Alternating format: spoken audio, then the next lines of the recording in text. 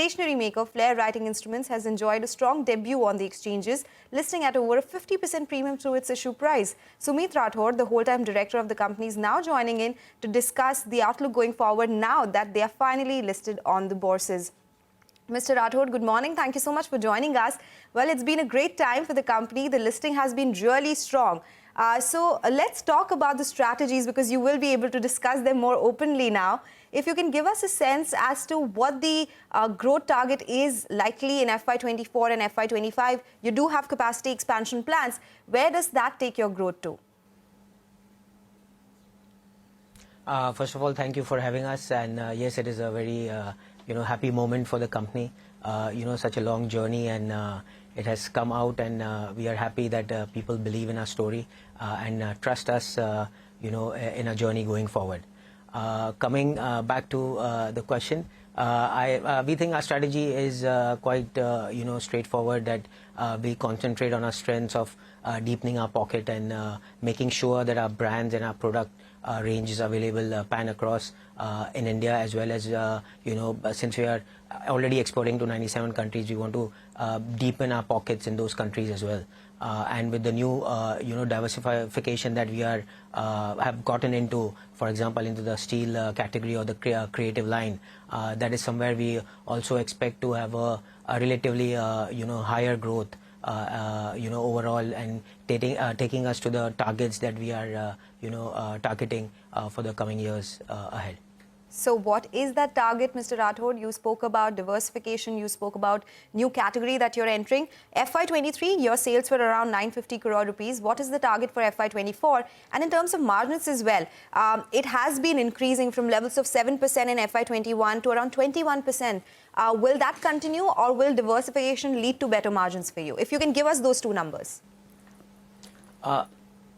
So there are two basically things. Of course, we will be continuing at a growth of 15% that we have historically grown, and that is what we target. So we are looking at, to be in somewhere in the range of 1,200 to 1,300 crores at the end of this fiscal year.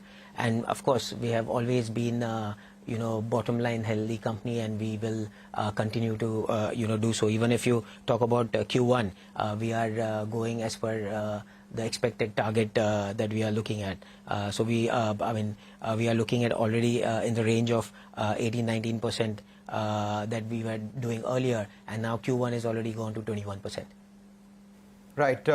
Well, Sumit, I remember the last time we spoke when you had just come by, when the IPO issue was opening, you said that the peak revenues of the company could go all the way up to 1,700 odd crores as well, given the capacity that it has. I just wanted your thoughts on a couple of other details. One, exports as a proportion of your sales is how much right now, and how much will it go to going forward? And secondly, the non-writing instruments. You said that you have set up a plant and you will recognize some revenue from this. So as a proportion of sales, how much will that be, say, in the next 5 to 6 years? So currently, if you talk about export in per se, export is currently contributing to around 20%, and with the markets going and the China Plus One strategy, believe that percentage will grow. We might keep the overall revenue percentage of export in the similar 20-25 range, because our domestic penetration will also grow significantly. And we talk about the categories that we are doing other than writing instrument. For example, even the creative range, or even the stainless steel vacuum bottles and non-vacuum bottles. That particular category we are looking, in the coming years to take us in the next 3 to 4 years in the range of 300 to 400 crores. Okay. All right. And ad spends as a proportion of your sales have been very limited, but we see a bunch of advertisements that you put out with the Bollywood celebrities, etc. as well. How is that likely to be as a proportion of your sales going forward? So historically, we always done 3% of our revenue as a percentage, or we spend on ATL and BTL. So it's almost 50-50, 1.5 on ATL and 1.5 on BTL. And going forward, we have all, historically also we have always, associated with a lot of TV and movie stars. And currently, as you know, we have our association with Ranbir Kapoor and Ranveer Singh. And I think going forward, as the requirement of the market is there, we will continue to do on the same levels and keep on associating with new personalities. Okay. Last question before we let you go, and it's a two-part question. One, the expanded capacity, why, when will it come on stream? And by when will you hit those peak revenues that you were talking about a while back? And debt number, around 130 crore rupees is the present debt. What is the outlook on debt? So when you talk about the capacity, of course the capacity will come in the manner of certain capacity will be added in 24 and 25. So if you talk about the peak revenue of the total capex that we are putting in, the complete revenue will come in 26.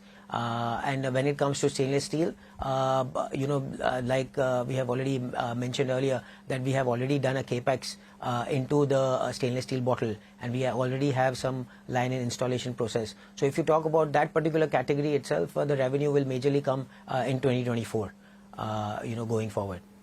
And the debt number? So we have always been a low, debt company, and going forward, as you know, from the capex also, we are planning to repay a certain portion of the, loan. So only basically a small term debt will be remaining in the company. So more or less, it'll be almost a debt-free company. All right. Thanks a lot for joining in and giving us your details for the company's future going forward. Wish you good luck. Congratulations on a strong listing. Hope to speak to you on your results as well. With